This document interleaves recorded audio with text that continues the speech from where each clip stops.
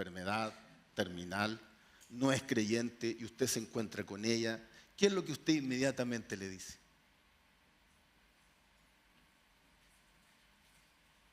¿No le dice nada? Vaya por lo menos a la iglesia. ¿Por qué? Porque Dios lo puede sanar. Oh, qué interesante. Si voy, si creo, voy a ser sano. Voy a obedecer a lo que me está diciendo. Porque estoy necesitado y me está anunciando sanidad. Si fuéramos la iglesia primitiva, como que yo diría, me atrevería a decirle a las personas, vengan. Pero no somos la iglesia primitiva. Les decimos a las personas que vengan. ¿Y qué pasa? Ustedes ya saben, ¿no es cierto? Obediencia anticipada.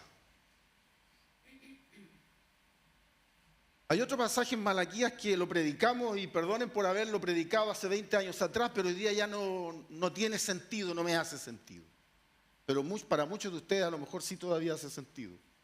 Y ustedes son fieles, son obedientes en eso. Trae tus diezmos al alfolí, y he aquí que yo... Vengan, recibo. ¿Cómo es que dicen hoy día? Recibo.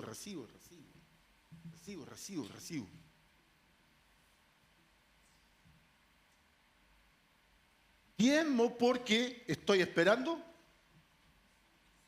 bendición. Y después, más adelantito, igual que en Deuteronomio y Malaquías, me dice, y que si diezmamos, Dios se va a encargar de retirar todo aquello que come nuestro dinero hoy en día. Entonces allí nos vemos en la situación de, cuando no diezmo, ¿qué ocurre conmigo? Me da miedo. ¿Y por qué me da miedo? Porque me van a venir las maldiciones. Nos vamos a enfermar, va a llegar la enfermedad a la casa, va a faltar el trabajo. Entonces, mejor, obediencia anticipada.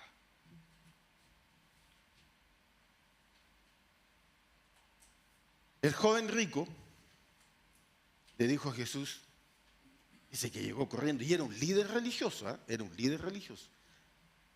Se arrodilló, se postró delante de Jesús y le dijo, maestro bueno, ¿qué debo hacer para heredar la vida eterna?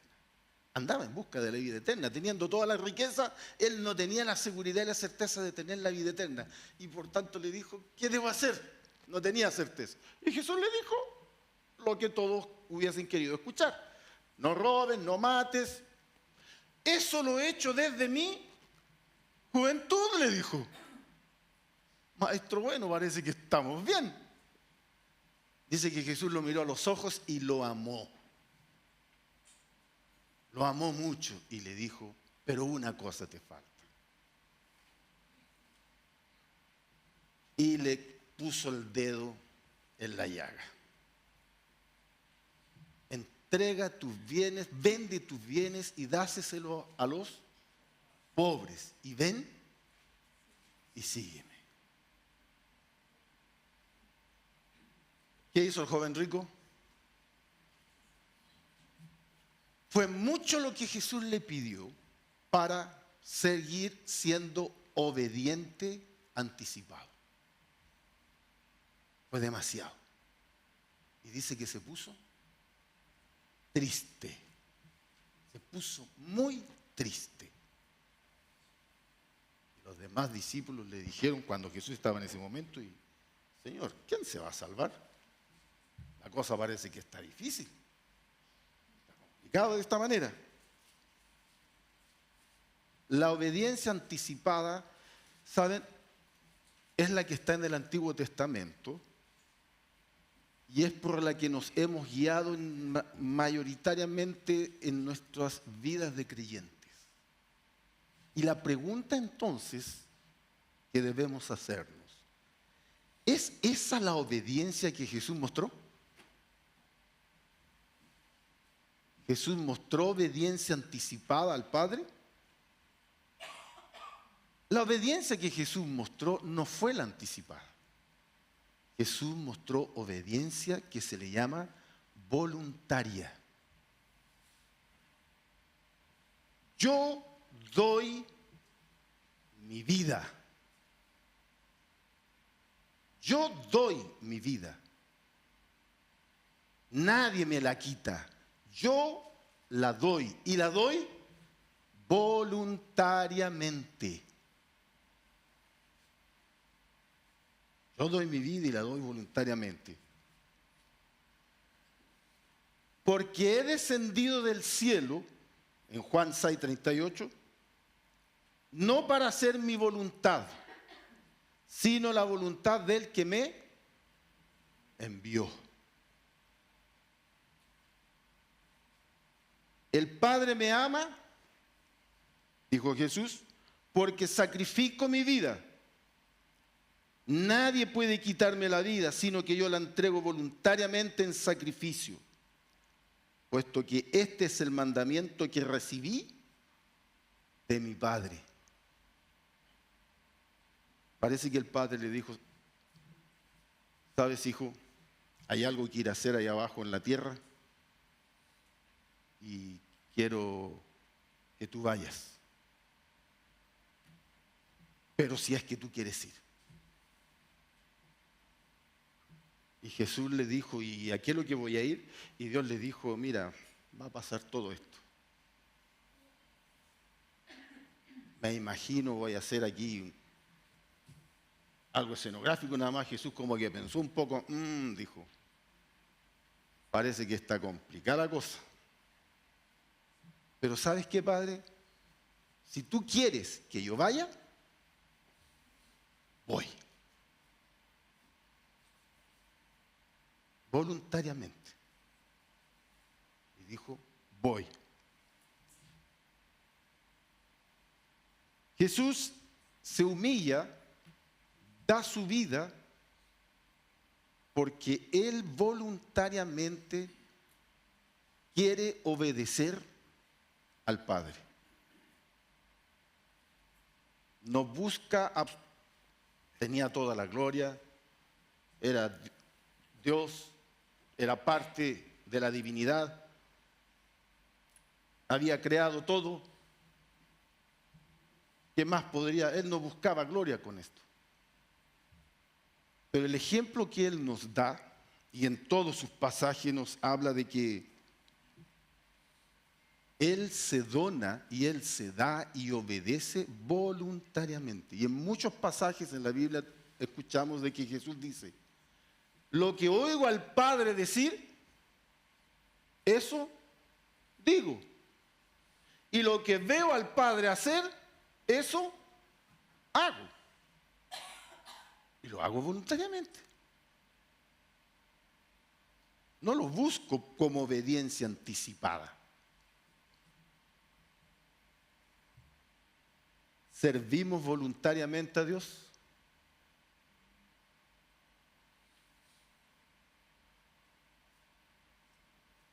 ¿Estamos buscando algo de parte de Dios en nuestra obediencia? ¿Esperamos que Dios nos retribuya por nuestra obediencia? Cuando oramos nos referimos y le decimos, Padre, igual que Job, Padre, he hecho todo lo que tú pides. He hecho todo. Soy hombre justo. Obedezco los mandamientos igual que el joven rico. ¿Cómo son nuestras conversaciones con el Padre? ¿Están guiadas por una obediencia anticipada o una obediencia voluntaria? ¿Qué pasaría si usted mientras está orando, conversando con el Padre, con Dios, y escuche una voz y le dijera, ¿sabes qué? No te voy a dar nada de lo que me pides. Te vas a quedar a sí mismo. ¿Qué pasaría con su obediencia? Primera cosa, yo preguntaría, ¿vendría a la iglesia el próximo sábado? Como primera reacción, porque siempre asociamos nuestra obediencia con venir al culto, digamos.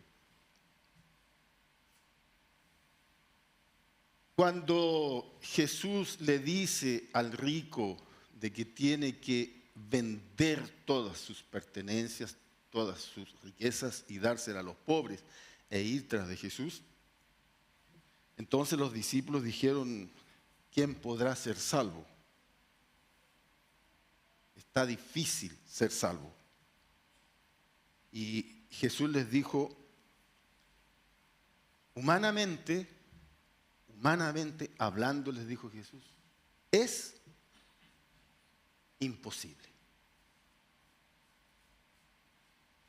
Humanamente hablando es imposible. Pero no para Dios. Pero no para Dios.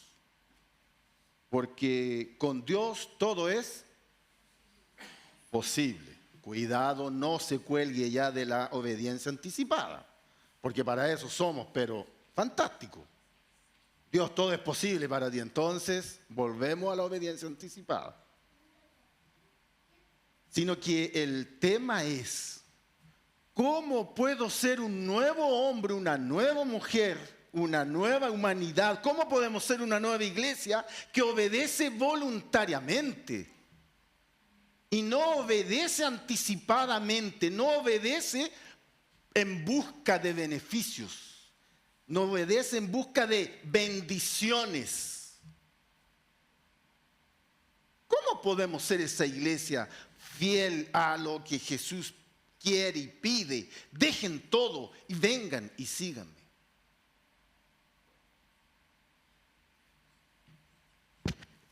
¿Estaríamos dispuestos a comenzar a orar ahora sin pedir nada? ¿Cómo sería su oración sin pedir? ¿Ha hecho alguna vez usted el intento de decir, Señor, voy a conversar hoy día contigo, pero no te voy a pedir absolutamente nada? Creo que ya lo hemos dicho aquí algunas veces. A nuestros hijos sí les decimos que tienen que pedirnos. Pero con 58 años que vaya donde mi mamá a pedirle, mamá, lo más probable es que ella, como todo padre, ¿qué es lo que va a hacer? Va a dar. Pero a mí, ¿cómo se sentiría usted? O si usted supiera de que alguien de 58 años todavía vive a expensas de los papás, ¿qué diría usted? Ni nosotros, vean, lo soportamos eso. Pero con Dios, Padre bondadoso, fiel, maravilloso, te llevo sirviendo 30, 50 años de mi vida y tú me has sido fiel, nunca me has fallado. Hasta una canción que cantamos. Nunca me fallarás, nunca me has fallado. Y la pregunta, ¿y si Dios fallara? ¿Qué pasaría con nosotros? Si Dios fallara. Jesús dice, quiero obediencia voluntaria. Obediencia voluntaria. ¿Es posible? Sí, para Dios. Y entonces va Nicodemo, se acerca a Jesús de noche y le pregunta, ¿cómo? ¿Cómo puedo obedecer voluntariamente si ya no es posible humanamente? Y ahí Jesús le responde y dice, tienes que nacer de nuevo. Y ahí viene toda la dificultad de entender cómo hombre viejo yo puedo nacer de nuevo, entrar de nuevo al vientre de la madre. Y ahí Jesús le dice, upa, upa, upa, upa. Si no entiendes las cosas terrenales, ¿cómo es que quieres saber de las cosas espirituales? Y aquí entonces viene de nuevo el dilema para nosotros, hermanos. Seguimos sirviendo a Dios, pero hablando en lenguaje terrenal. Y no nos queremos acercar al lenguaje de Dios, que es un lenguaje espiritual. Es un lenguaje celestial. No entienden ni comprenden las cosas terrenales, le dijo, y quieres hablar conmigo acerca de las cosas celestiales. Tienes que nacer de nuevo, Nicodemo. Líder religioso, miembro del Sanedrín. Todos ponían la confianza en él. Seguramente, con todas certezas, obedecía y guardaba más que mandamientos que cualquier otro. Pero Jesús le dice ahora, tienes que nacer de nuevo. Nuevo hombre, nueva humanidad, nueva criatura, nueva mujer. No puedes seguir siendo el mismo. Entonces, hermanos, queremos ser una criatura a imagen de Dios. Tenemos que conocer entonces a nuestro Dios. Y es bueno que estamos estudiando los evangelios, porque hablan mayoritariamente de Jesús. Son biografías de Jesús, de 4 puntos de vista distintos. Nos hablan de Jesús para conocerlo, conocer a Jesús. Porque Él, ¿qué es lo que espera? Que nosotros, sus discípulos, seamos como Él. Y lo que estoy colocando aquí es obediencia, obediencia voluntaria. ¿Quién es nuestro Dios? ¿Por qué necesitamos conocer a nuestro Dios? El salmista dice que nos transformamos semejantes a aquel que adoramos. Las cosas celestiales y las cosas espirituales, parece que nos cambian la sintonía, nos cambian la posición, nos cambian el lugar. El salmista dice, se transforman en aquellas cosas a quien adoran. Y entonces nos comenzamos a preguntar, ¿y a quién estamos adorando? Bueno, hagámonos la pregunta inmediatamente, ¿a quién estoy obedeciendo?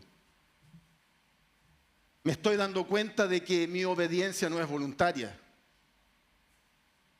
Porque si me quitan la zanahoria,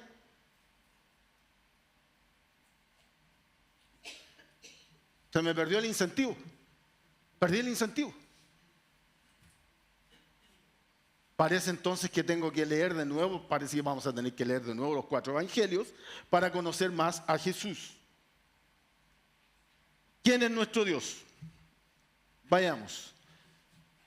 En términos de religiones se hablan de que existen 2 grandes religiones, las politeístas y las monoteístas. Las politeístas son aquellas religiones que creen varios dioses. Egipto era politeísta, tenía alrededor de 200 dioses. Los romanos dicen que tenían, el imperio romano cuando Jesús llega, dicen que tenían más de 2000 dioses. Los griegos, otros tantos más, todos tenían muchos dioses. Religiones politeístas. Y la única que había monoteísta en ese momento, 2 habían ya, seguramente ya en ese instante, eran la religión judía y la otra la religión islámica, que nacen de Abraham. Y se mantienen fiel a esa creencia de Abraham. ¿Cuál? Que él sale de la creencia politeísta para pasar a la creencia monoteísta y creer en un solo Dios. Y la religión judía entonces mantiene, hasta el día de hoy se mantiene fiel, cree en un solo Dios. El Islam también cree en un solo Dios y que ese Dios para ellos se llama Alá. Pero que en nuestro lenguaje también es Dios. 2 grandes religiones monoteístas. Pero los estudiosos dicen que dentro de los monoteístas hay religiones unicistas y trinitarias.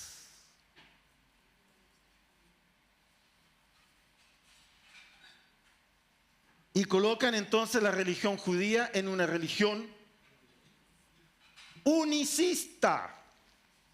El Islam en una religión monoteísta unicista. Y dentro de las monoteístas, que son tres, que es el cristianismo es la única que es trinitaria. Upa. Y yo que me gusta tanto el Antiguo Testamento,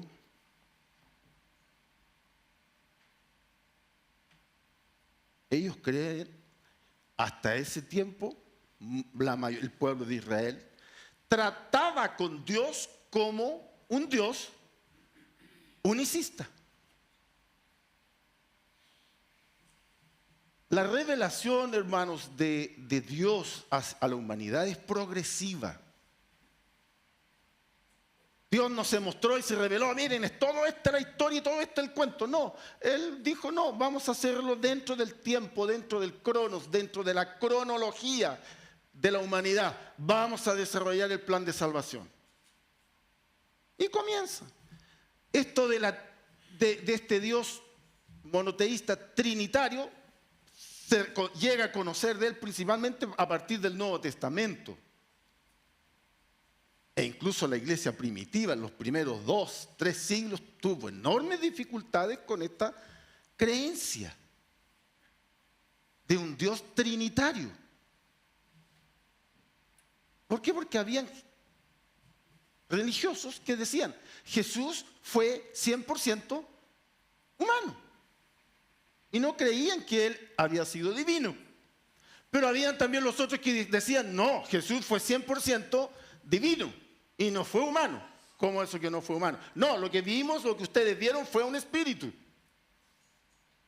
Tenían esas dos grandes creencias.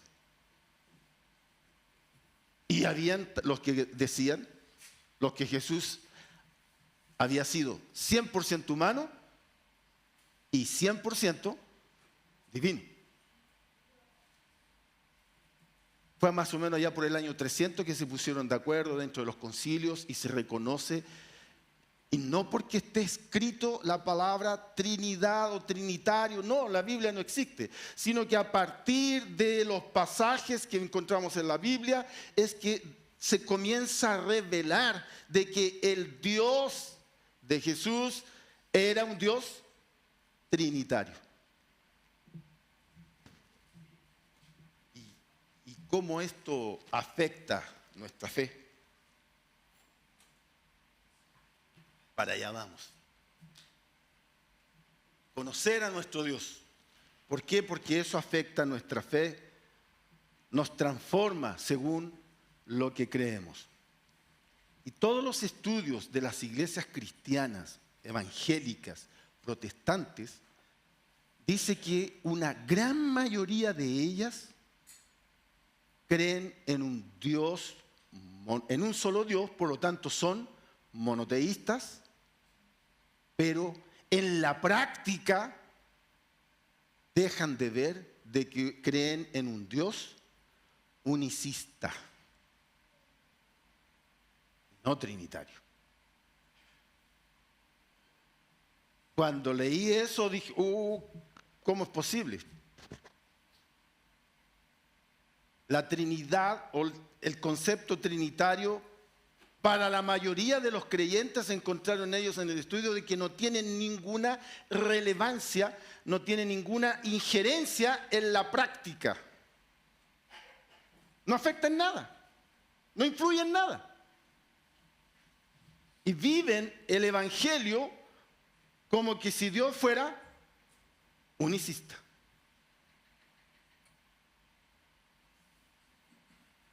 Las grandes diferencias que hay entre aquellos que creen en un Dios unicista y en un Dios trinitario. No hay una correcta comprensión del perdón. presten atención, no hay una correcta comprensión del perdón, no perdonan, ni piden perdón, el perdón no es práctica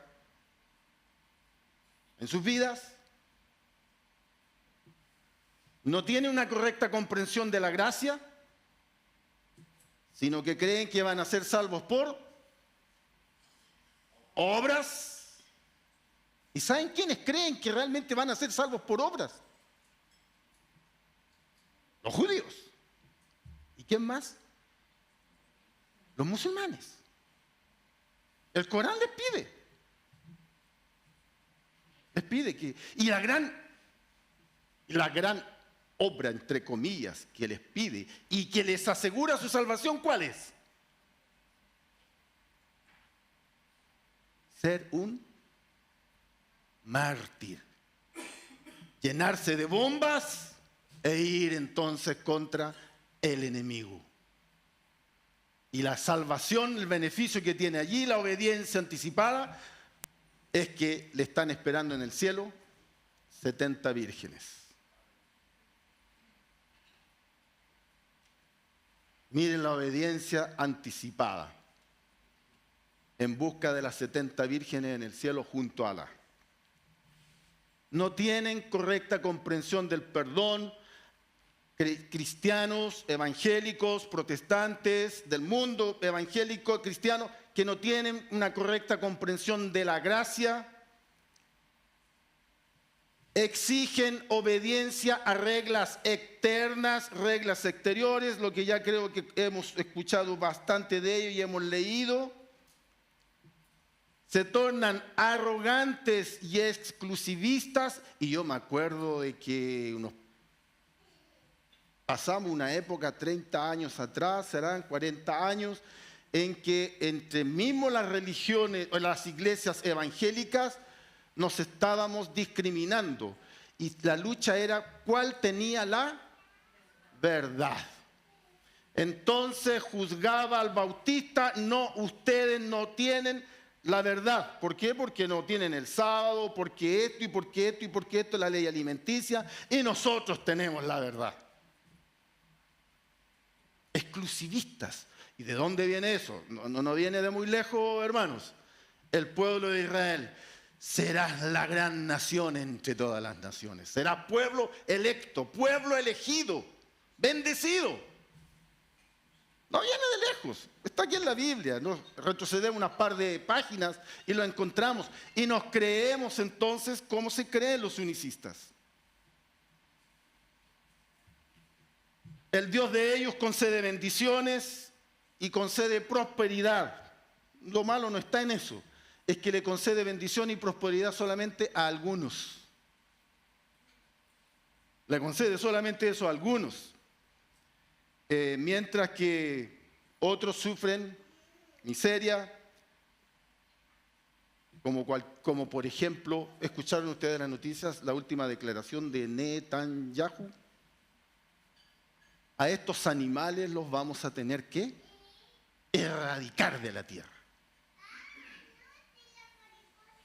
Cree que las personas que viven en Gaza son animales. Exclusivismo total.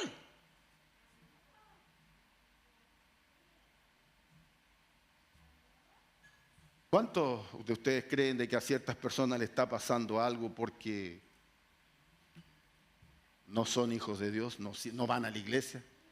O no van hoy día ya no es tanto esto de la verdad, es tanto el exclusivismo, pero como que se mantiene el exclusivismo entre los que creen y los que son creyentes y los que no son creyentes. Sumisión absoluta, obras de justicia, venganza sobre los que no lo obedecen, son deterministas y ahí, cuidado, aquellos que creen de que todo ya está determinado, todo ya está escrito por las leyes de la naturaleza, por las leyes físicas, por las leyes de la causalidad, por lo que sea, va a ocurrir. Algo parecido que es el provisionalismo, que conversaba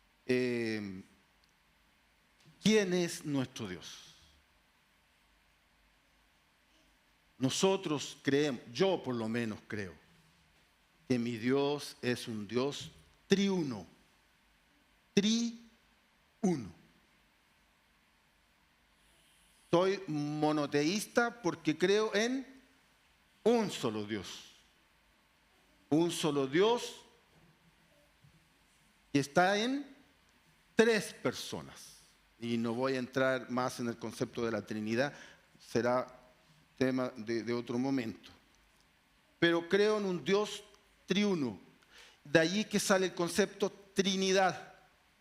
La Trinidad. Y es un concepto inventado para poder explicar lo inexplicable, lo incomprensible, por lo cual la iglesia primitiva peleó, por lo cual muchos murieron, muchos fueron asesinados por proclamar de que su Dios era un Dios trinitario, Padre, Hijo y Espíritu Santo. Eso para nosotros hoy día no tiene mayor implicancia en el sentido de que no nos pasa nada.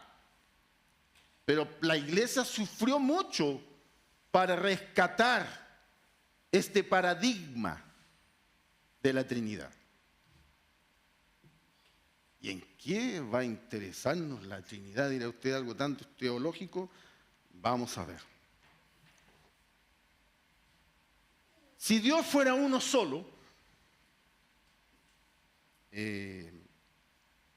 Richard Rohr, que es un sacerdote franciscano, católico, él se dedica a la espiritualidad, escribe en un prólogo de sus libros y dice, Dios si fuera uno solo, no es por naturaleza amor, risa y canto. Puede ser fuerza motriz, poder, desconocido, indivisible, todo. Y si todas las cosas son todo y todo es uno, uno está solo, egocéntrico, no amor, no risas, no canto.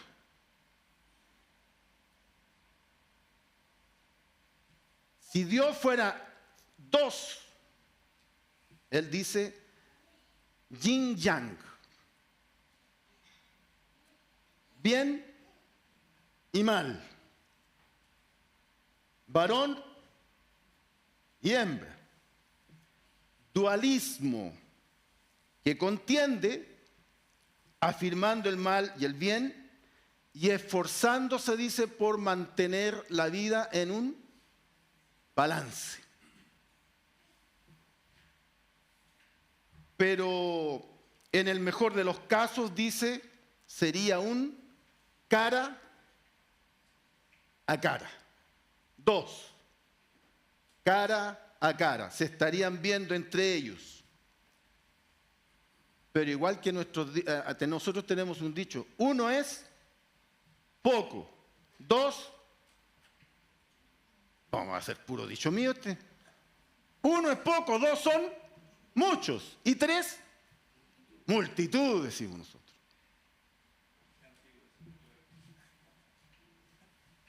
Richard Rohr dice, 2, en el mejor de los casos, sería un cara a cara, pero nunca comunidad.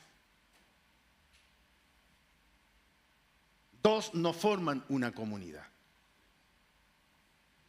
Entonces él dice, si nuestro Dios es 3, la relación sería cara a cara a cara.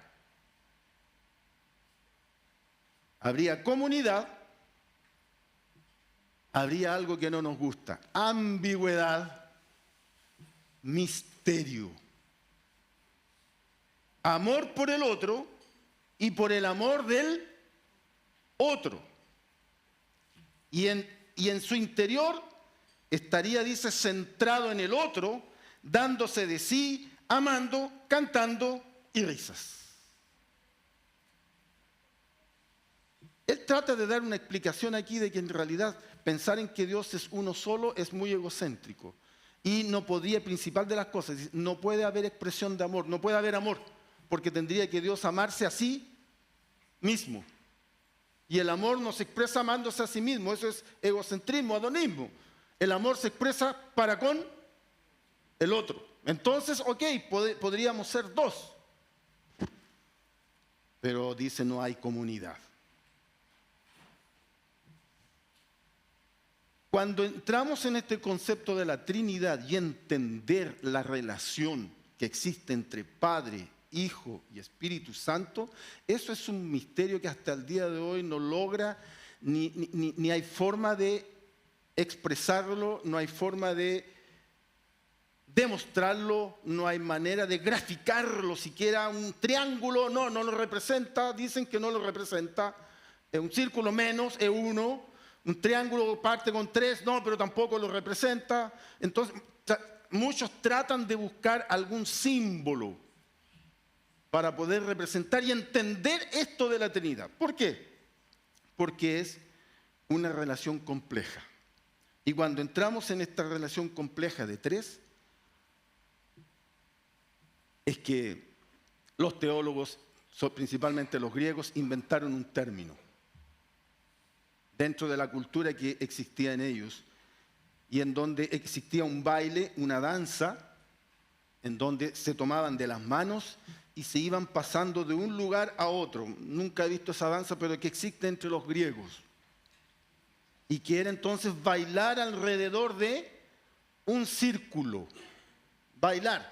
Y las personas van tomándose de la mano y se van pasando una al lado de otra, de otra, de otra, de otra. A partir de ese concepto es que entonces algunos teólogos griegos crearon un concepto para la iglesia. Y que se llama ese concepto pericoresis,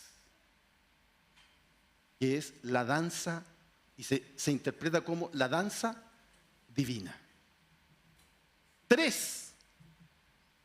En esa imagen tratan de mostrar de que uno está abrazando a los otros 2 y los otros 2 están abrazando a uno. Y entre los 3 se están abrazando. Y se pasan al otro, se traspasan al otro, se traspasan al otro y van así traspasándose entre uno y otro sin perder identidad, sin perder la personalidad, sin perder el que yo soy quien soy, yo soy el Padre.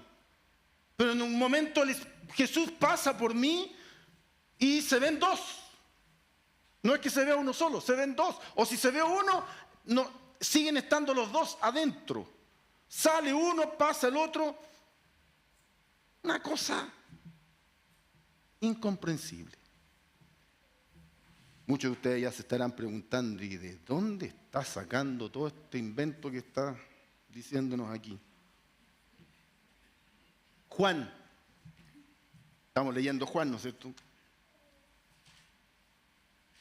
Juan fue el que nos trajo esta revelación y este gran problema. Juan capítulo 14, del 8 al 11. Lo vamos a mostrar ahí.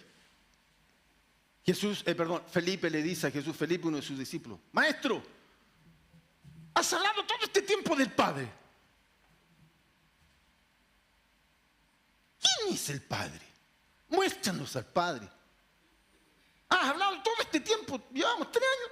¿Quién es ese? ¿Dónde? ¿No es José? ¿Quién es tu Padre? Jesús le dice, Felipe, tanto tiempo que estás conmigo y todavía no conoces al Padre. No, le dijo, no me lo has presentado nunca. Y Jesús le responde, el que a mí me ve, ve al Padre. Ni gemelos, ni mellizos que hubiesen sido. Como para parecerse tanto, como para decir de tal palo tal astilla. No. Jesús le dice, que me ve a mí, ve al Padre. Y le dice entonces, Felipe, he estado con ustedes todo este tiempo y todavía no sabes quién soy. los que me han visto a mí han visto al Padre. Entonces, ¿cómo me pides que les muestre al Padre? ¿Acaso no crees que yo estoy en el Padre y el Padre está en mí? Y aquí entonces está los que son de lenguaje. ¿Qué es lo que es en? Adverbio, artículo. ¿Qué es lo que es? No hay nadie de lenguaje aquí. ¿Ah? Conector. Pero bueno, vean lo interesante. Jesús le dice, el Padre no es que esté conmigo.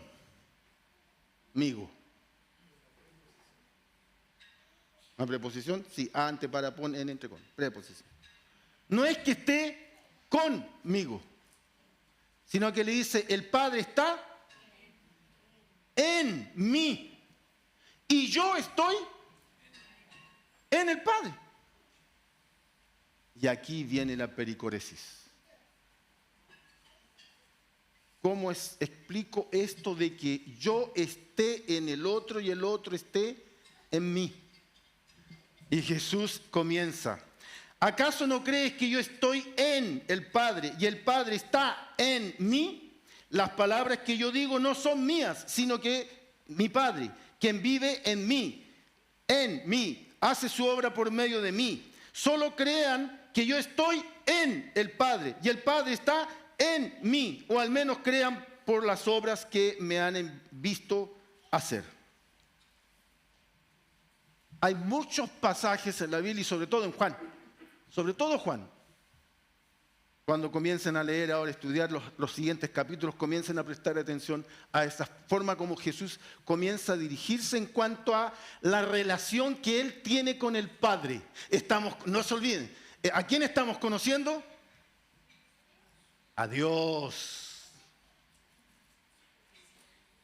Estamos conociendo a Dios. Y las nuevas criaturas dice que son hechas a imagen de Dios.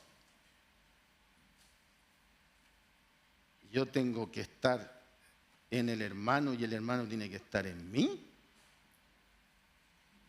Bueno, si fuera este sí, pero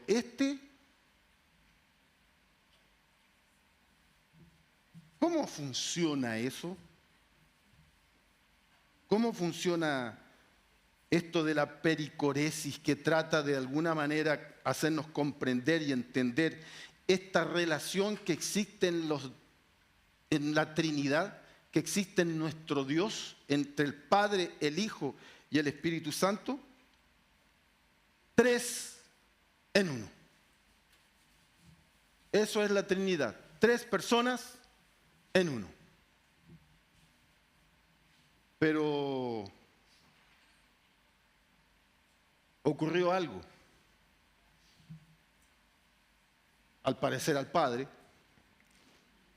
se le ocurrió no inventar, se le ocurrió traer a la pericoresis un cuarto. Ya no eran ellos 3, sino que el Padre dijo, ¿sabes qué? Vamos, ¿está compleja la situación? Sí, está compleja. Entre los 3 está difícil. Pero ¿sabes qué? Vamos a traer a un cuarto. Vamos a traer un cuarto. Y Jesús dice, hablando con sus discípulos, les dice a sus discípulos, permanezcan en mí, a sus discípulos, ya no está hablando con el Padre. Jesús dice, permanezcan en mí y yo permaneceré en ustedes. Ahí está el cuarto. Apareció el cuarto. ¿Y quién es ese cuarto?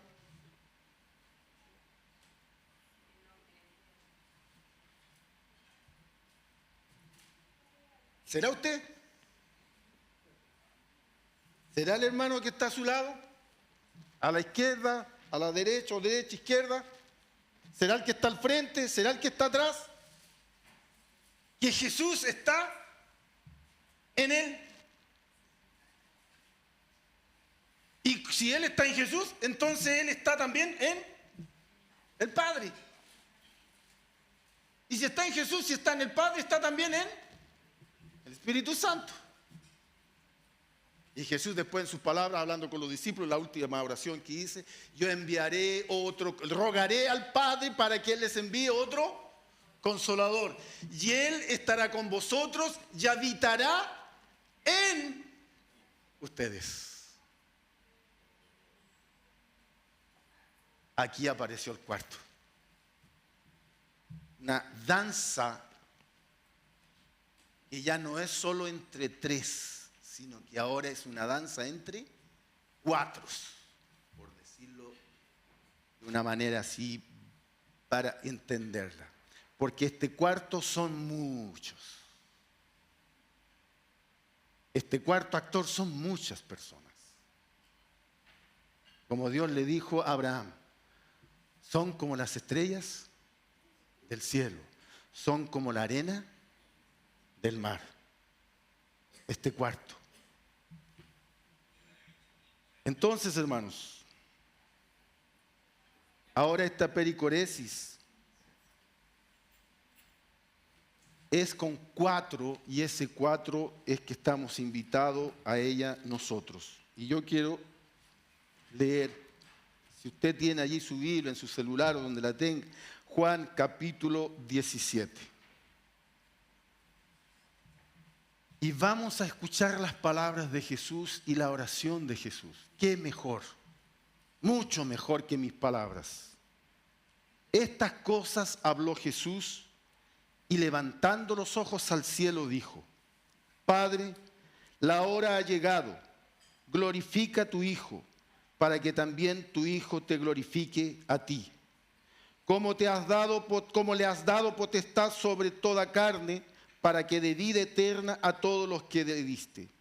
Y esta es la vida eterna, que te conozcan a ti, el único Dios verdadero, y a Jesucristo, a quien has enviado. Yo te he glorificado en la tierra, he acabado la obra que me diste que hiciste. Ahora, pues, Padre, glorifícame tú al lado tuyo, como aquella gloria que tuve contigo antes que el hombre fuese. He manifestado tu nombre a los hombres que del mundo me diste. Tuyos eran y me los diste y han guardado tu palabra. Ahora han conocido que todas las cosas que me has dado proceden de ti, porque las palabras que me diste les he dado y ellos las recibieron. Y han conocido verdaderamente que salí de ti y han creído que tú me enviaste. Yo ruego por ellos, no ruego por el mundo, sino por los que me diste, porque tuyos son. Y todo lo mío es tuyo y lo tuyo mío, y he sido glorificado en ellos. Y ya no estoy en el mundo, mas estos están en el mundo, y yo voy a ti, Padre Santo, a los que me has dado, guárdalos en tu nombre, para que sean uno. Así como nosotros. Cuando estaba con ellos en el mundo, yo los guardaba en tu nombre. A los que me diste, yo los guardé. Y ninguno de ellos se perdió, sino el hijo de perdición, para que la escritura se cumpliese. Pero ahora voy a ti y hablo esto en el mundo, para que tengan mi gozo cumplido en sí mismo. Yo les he dado tu palabra y el mundo los aborreció, porque no son del mundo, como tampoco yo soy del mundo. No ruego que los quites del mundo, sino que los guardes del mal. No son del mundo, como tampoco yo soy del mundo. Santifícalos en tu verdad, tu palabra es verdad. Como tú me enviaste al mundo, así yo los he enviado al mundo, y por ellos me santifico a mí mismo, para que también ellos sean santificados en la verdad. Mas no ruego solamente por ellos, sino también por los que han de creer en mí por la palabra de ellos, para que todos sean uno, como tú, oh Padre, en mí y yo en ti, que también ellos sean uno en nosotros.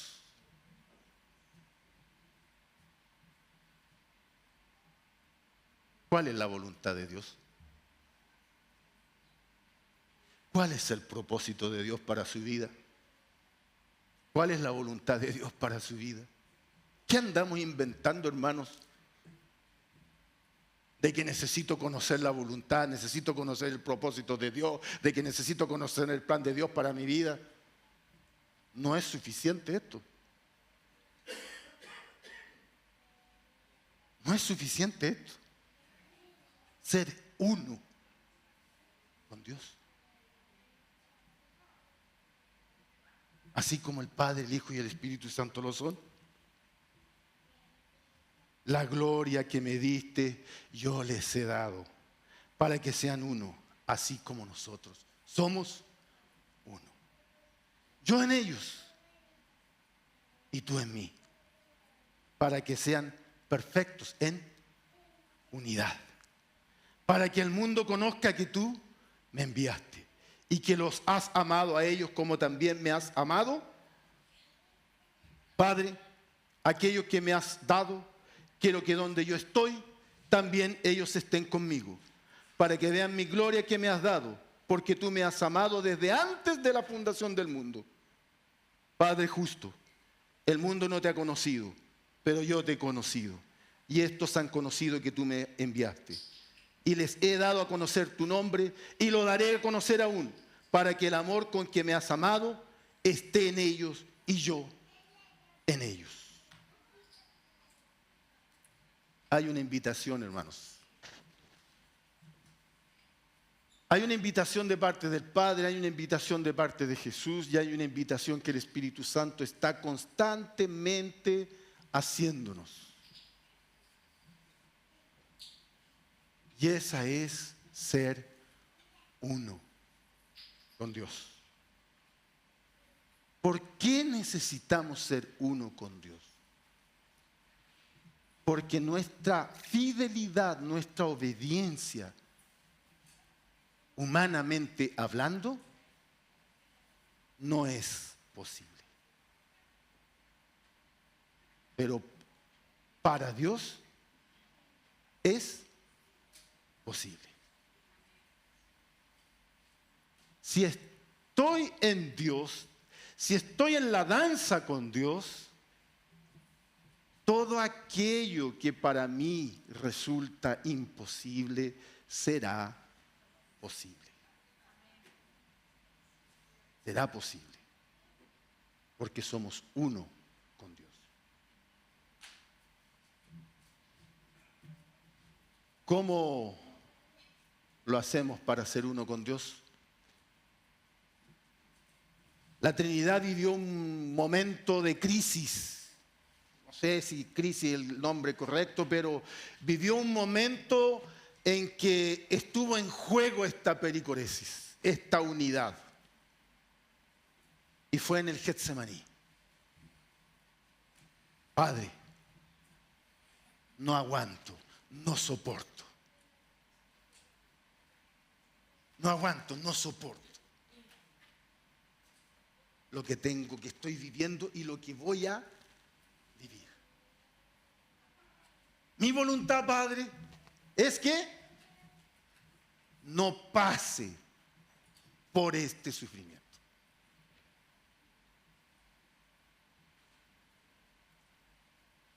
Una oración que está escrita y manifiesta allí lo que está viviendo Jesús en el Getsemaní. Satanás, yo creo que ya estaba con las manos, por lo menos aquí. Sus manos ya estaban aquí, faltaba poquito para llegar ahí arriba, pero estaban aquí cuando estaba Jesús, escuchando a Jesús orar.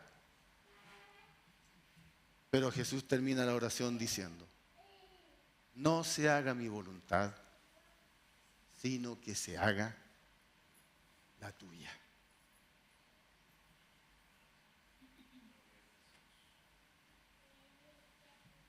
¿Cómo es posible ser uno con el Padre? Hermanos, tenemos que perder nuestra voluntad. No puedo luchar, seguir luchando contra Dios entre su voluntad y la mía. No puedo. Jesús dijo: el que quiere ganar la vida tiene que perderla. ¿Cómo se pierde la vida? Nosotros estamos acostumbrados a interpretar de que la cruz, cuando Jesús dijo: tome su cruz y sígame. ¿Cómo interpretamos mayoritariamente eso? Esos son los sufrimientos, esos son las batallas, esas son las dificultades, eso es todo lo que vivimos en nuestra vida, en nuestros dolores, angustias, tristezas. Esa es la cruz y tengo que cargar mi cruz.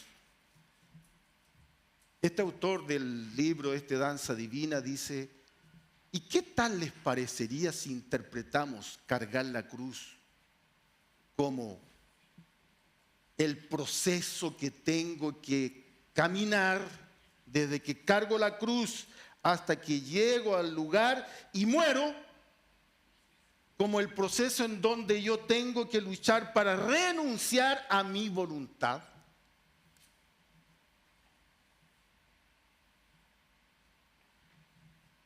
Comienzo a cargar mi cruz y comienzo a confesarle a Dios, Señor, mira, aquí está mi voluntad con esto, pero en realidad yo sé que no es tu voluntad. Y comienzo mi proceso.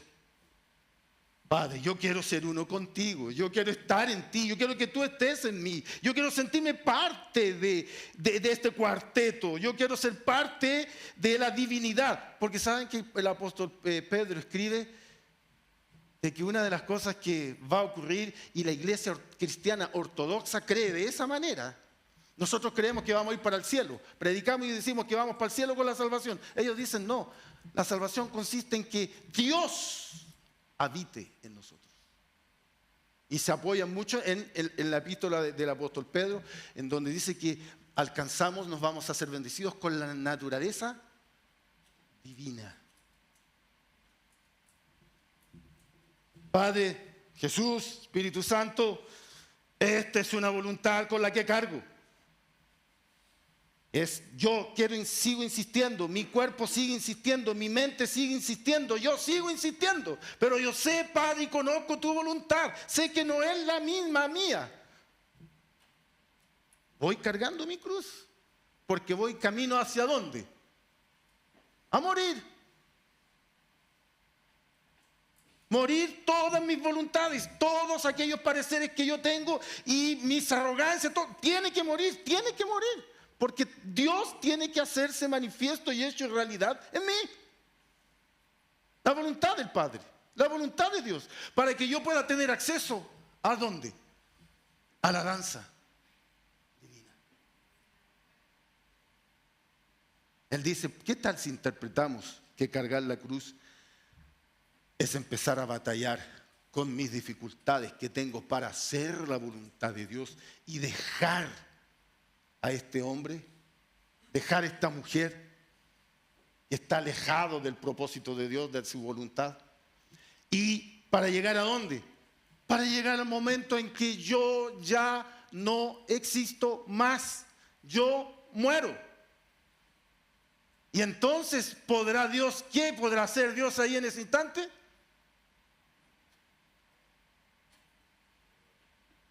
Resucitamos. Y dice que se cumple lo que Jesús dice. Nicodemos, tienes que nacer de nuevo. Tienes que nacer de nuevo. Si identifico voluntades propias en mí, si insisto con esas voluntades en mí, si no me veo batallando, luchando contra mis voluntades propias para que se manifieste la voluntad de Dios, la voluntad del Padre, es que entonces no estoy cargando mi cruz. Me gustó esa interpretación. Para salir de este egocentrismo de las dificultades, los problemas y las tristezas y concentrarnos más en Dios. En nuestro Dios, en este Dios triuno, para poder entrar entonces en esta danza divina. La Trinidad, hermanos, el Dios triuno no es un paradigma nuevo, pero espero que usted pase a entender de que es necesario darle más atención, porque la Trinidad tiene que surtir alguna influencia en nuestras vidas. Y la respuesta más palpable de ello La iglesia primitiva. Viene el Espíritu Santo y comienza un movimiento de unidad. Comienza un movimiento de unidad. Y dice que los ciudadanos, los vecinos, todos que miraban, se admiraban. Porque estaban viendo algo que era imposible, humanamente hablando. Vieron que estaba ocurriendo en medio de ellos, con algunas personas, algo que era imposible humanamente hablando. ¿Qué cosa es esta de vender sus propiedades, vender todo, y lo traen y la reparten entre todos? Y se quedó sin nada. ¿Dónde se ha visto eso? ¿Dónde se ha visto de que comparten de las casas, entran en la casa de uno y la otra como que si fuera la casa de todos? Y sacan comida y comparten la comida, comparten el pan, comparten las alabanzas, las oraciones, la palabra, comparten todo, como que si todo fuera de todos. ¡Qué interesante! Y empezaron a tener simpatía. Y dice que el Señor agregaba todos los días a los que iban de ser salvos.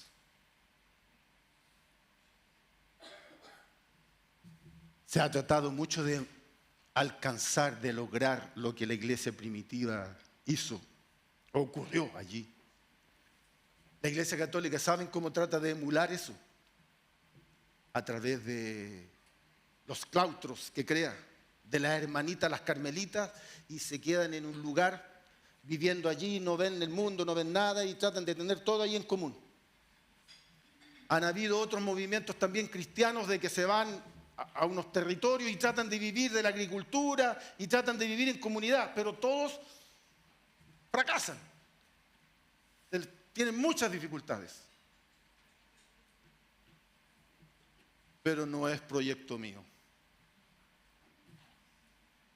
sino que es el propósito y el plan de Dios, de que su iglesia sea una iglesia trinitaria, sea una iglesia comunitaria, sea una iglesia que dependa del otro, sea una iglesia que viva con el otro, que compartan con el otro y que el otro sea de él también. El desafío, hermanos, es grande. El desafío es grande. Y más que dejarlos conformados a la vida que tenemos, yo les extiendo la invitación para que reflexionen, para que piensen de cuán necesario es de que pensemos en nuestra unidad, en nuestra comunión, a la imagen de nuestro Creador, a imagen de Dios. Y nos presentemos cada día delante del Señor con ese propósito, con ese llamado, con esa invitación. Señor, tú me estás invitando a danzar contigo y yo quiero aceptar y quiero ser parte y quiero entrar en esta danza. Amén. ¿No quieren? Vamos a formar dos grupos entonces hoy día. Los que quieren y los que no quieren. Los que quieren seguir tal cual. Vamos a orar. Y en esta oración yo quiero invitarles de manera muy particular. Preséntele a Dios aquellas cosas que usted visualiza que tienen que ser cambiadas. Aquellas cosas que usted visualiza que deben ser transformadas. Cargue su cruz. Comienza a cargar su cruz. Declare con Dios: Señor, quiero cambiar mi relación contigo. Y a partir de hoy quiero comenzar a cargar mi cruz. Estas son mis voluntades con las que insisto en nuestra relación. Pero quiero cambiarlas, porque quiero tornarme uno contigo. Ahí donde está, cierre sus ojos y hagamos toda nuestra oración.